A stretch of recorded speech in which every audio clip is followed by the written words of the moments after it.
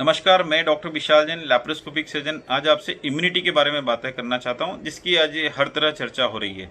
दोस्तों, एक हमारा शरीर में इम्यून सिस्टम बहुत ही खूबसूरत सिस्टम है और वो एक फाइन बैलेंस में काम करता है।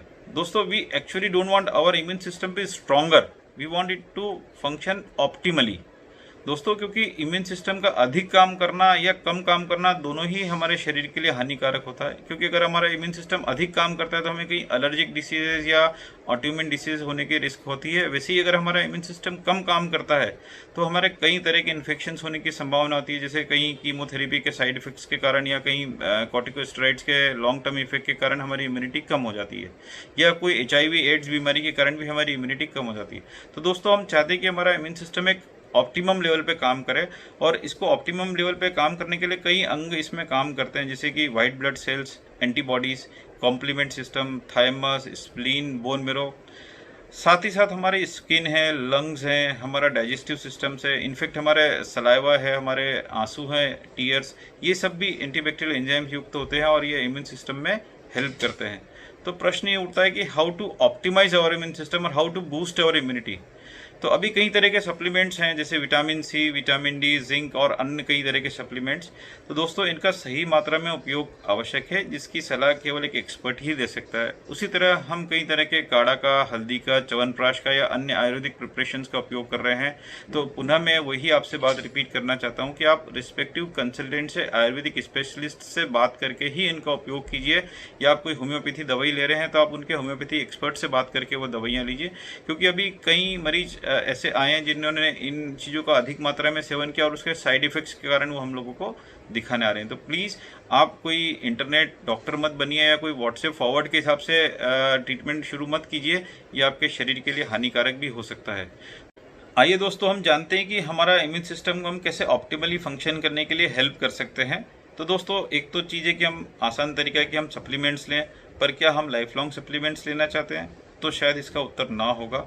कुछ समय तक के लिए सप्लीमेंट्स लेना तो ठीक है, पर कुछ और टिप्स मैं आपको देने जा रहा हूँ जो आपके इम्यून सिस्टम को ऑप्टिमली फंक्शन करने में हेल्प करेगी। इसमें सबसे पहली और सबसे इम्पोर्टेंट टिप है हमारा फूड, हमारा खाना। दोस्तों, हिप्पोक्रेट्स ने कई सौ साल पहले कहा है कि let food be your medicine, मतलब कि हमारे खाने में सभी चीज़ों का उचित मात्रा में समावेश हो, ताकि हमें ज़्यादा सप्लीमेंट्स या दवाइयाँ लेने की आवश्यकता ना पड़े, जैसे कि फ्रूट, सैलेड्स, ग्रीन वेजिटेबल्स। दोस्तों, इनमें कई तरह के एंटीऑक्सीडेंट्स नेचुरली पाए जाते हैं जो हमें फ्री रेडिकल इंजरी से बचाते हैं, जो कि कैंसर या कई इन्फेक्शन हमारे शरीर में करती हैं। वैसे ही जो फाइबर्स होते हैं वो हमारे बाउल को अच्छे से मूवमेंट में हेल्प करते हैं, जिससे हमारा डाइजेस्टिव सिस्टम ठीक रहता है और वो हमारी इम्यूनिटी को भी ठीक रखता है। साथ ही साथ दोस्तों, हमें एक्सरसाइज करना भी बहुत आवश्यक है। तो प्रतिदिन हमें 30 से 40 मिनट एक्सरसाइज करना चाहिए। Please don't try to over exert, क्योंकि हम ओवर एक्सर्ट करते हैं तो हमारा इम्यून सिस्टम गड़बड़ होने की संभावना हो सकती है। आप कोई भी एक्टिविटी चूज़ कर सकते हैं। आप जिम कर सकते हैं, आप योगा कर सकते हैं, आप साइकिलिंग कर सकते हैं, आप वॉक कर सकते हैं, आप स्विमिंग कर सकते हैं, या आप कोई आउटडोर गेम भी चूज़ कर सकते हैं। तो दोस्तों, कुछ भी कीजिए, लेकिन 30 से 40 मिनट अपने व्यस्त समय में से अपने शरीर को आप ज़रूर दीजिए। साथ ही साथ दोस्तों, आपको वेट को मेंटेन करना बहुत आवश्यक है। अगर आपका वेट मेंटेन रहेगा तो आपको इन्फेक्शन का रिस्क कम रहेगा। अभी एक आर्टिकल में पढ़ने में आया था कि साइंटिस्ट ने ऐसी संभावना जताई है कि अगर हमारा वेट ज़्यादा है तो शायद कोरोना वैक्सीन हमारे शरीर पे सही तरीके से काम नहीं करेगा। तो दोस्तों, आज ही कमर कस लीजिए अपना वजन को सही लेवल पे मेंटेन करने के लिए। आपका वजन अगर अत्यधिक है तो आप बेरेट्रिक सर्जन की हेल्प ले सकते हैं, या फिर आप गैस्ट्रिक बलून के बारे में भी विचार कर सकते हैं, जिसमें हम बिना ऑपरेशन के 10 से 30 किलो वजन आसानी से कम कर सकते हैं। दोस्तों, स्ट्रेस को अवॉइड कीजिए जहाँ तक संभव हो सके। ये कहना बहुत आसान है कि स्ट्रेस को अवॉइड कीजिए, लेकिन अगर स्ट्रेस ज़्यादा समय तक रहती है तो हमारे इम्यून सिस्टम में गड़बड़ी पैदा करती है। और स्ट्रेस को अगर दूर करने की बात है तो कहा जाता है laughter is the best medicine. तो दोस्तों, जब हम दिल खोल के हंसते तो हमारे शरीर में कई तरह के हैप्पी हार्मोन्स का सीक्रेशंस होता है, जो न केवल हमारे शरीर को सही तरीके से फंक्शन करने में मदद करते हैं, अपितु हमारे इम्यून सिस्टम को बूस्ट भी करते हैं। दोस्तों, अगर हम एक्सरसाइज कर रहे हैं तो हमें अपने शरीर को आराम देना भी आवश्यक है।